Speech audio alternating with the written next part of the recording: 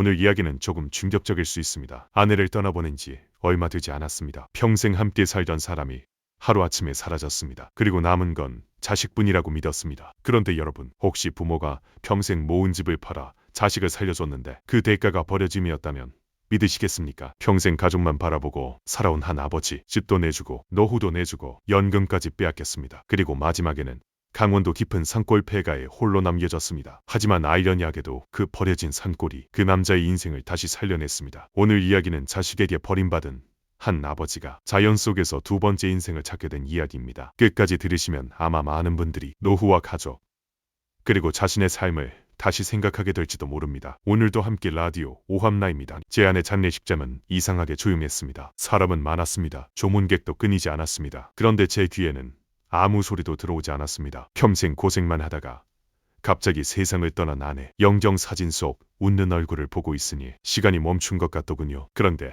그 와중에도 이상하게 눈에 들어오는 게 있었습니다. 아들 내외였습니다. 아들은 손님을 맡고 있었고 며느리는 바쁘게 움직였습니다. 겉으로는 슬퍼 보였습니다. 하지만 밤이 되자 분위기가 달라졌습니다. 손님이 줄어들고 조용해졌을 때였습니다. 구석에서 들리는 작은 목소리. 부조금으로 급한 불은 끌 수 있을까? 집 문제 빨리 해결해야 돼. 순간 가슴이 철렁했습니다. 아내를 보낸 첫날이었습니다. 그런데 이미 돈 이야기가 나오고 있었습니다. 그래도 저는 믿었습니다. 자식이니까요. 설마 부모를 돈으로 보겠나 싶었습니다. 발인이 끝나고 집으로 돌아왔습니다. 집안에는 아직도 아내의 흔적이 남아 있었습니다. 식탁 위 수저, 창가 화분, 안방 거울. 그런데 얼마 지나지 않아 아들이 찾아왔습니다. 그리고 제 앞에 무릎을 꿇었습니다. 아버지 살려주세요. 사업 실패, 빚, 독촉, 부도 직전. 이야기는 너무 절박했습니다. 며느리도 울었습니다. 손주 이야기까지 꺼냈습니다. 그 모습을 보니 마음이 무너지더군요. 평생 일해서 마련한 집, 아내와 함께 늙어가려고 했던 집, 그 집을 결국 내놓았습니다. 집이 팔리던 날 짐을 정리하고 있었습니다. 아내가 쓰던 자개장, 그릇, 오래된 손거울. 그런데 며느리가 말했습니다. 그거 가져가실 거예요? 옛날 물건이라 집 분위기랑 안 어울려요. 말이 끝나기도 전에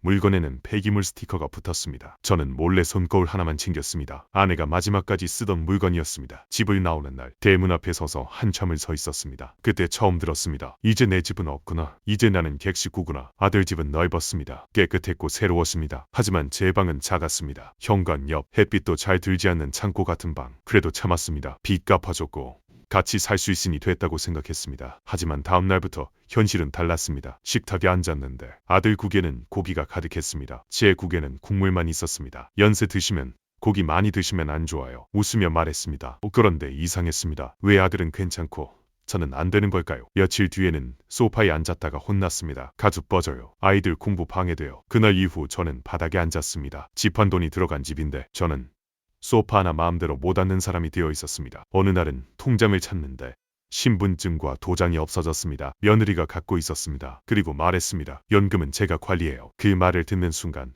머리가 멍했습니다. 집도 줬습니다. 노후도 줬습니다. 그런데 이제 연금까지. 저는 화가 났습니다. 하지만 더 충격적이었던 건 아들이었습니다. 아들은 말했습니다. 민서가 꼼꼼하니까 관리해드리는 거예요. 그날 밤 처음 울었습니다. 돈 때문이 아니었습니다. 평생 지켜온 부모라는 자리가 무너졌기 때문입니다. 시간은 흘렀습니다. 밥상도 따로 차려졌습니다. 차가운 밥, 김치 몇 조각. 반면 거실에서는 치킨 냄새가 났습니다. 손주 웃음소리도 들렸습니다. 그런데 아무도 저를 부르지 않았습니다. 배고픔보다 더 아픈 건 존재가 지워지는 느낌이었습니다. 그리고 어느 날 밤 방 밖에서 들은 말, 계속 모실 거야? 요양원 보내자. 그 순간 뭔가 끊어졌습니다. 다음 날 아들이 말했습니다. 강원도에 좋은 곳이 있다고. 공기 좋고 조용한 곳. 쉬었다 오면 건강해질 거라고. 차를 타고 산길을 올라갔습니다. 1시간, 2시간. 길은 점점 험해졌습니다. 그리고 도착한 곳 폐가였습니다. 지붕은 무너져 있었고 잡초는 허리까지 자랐습니다. 전기도 없었습니다. 수도도 제대로 안 나왔습니다. 아들은 말했습니다. 일주일 뒤 데리러 올게요. 그리고 떠났습니다. 저는 혼자 남았습니다. 전화했습니다. 받지 않았습니다. 며느리에게도 했습니다. 꺼져 있었습니다. 그제야 알았습니다. 버려졌구나. 그날 밤은 평생 잊지 못합니다. 짐승 소리, 차가운 바람, 무너지는 문, 그리고 외로움. 저는 울었습니다. 아내 이름을 불렀습니다. 그런데 이상한 일이 생겼습니다. 며칠 지나고 나니 오기가 생기더군요. 여기서 죽을 수는 없었습니다. 마당풀을 베었습니다. 지붕을 고쳤습니다. 산에 올라 나무를 캤습니다. 그리고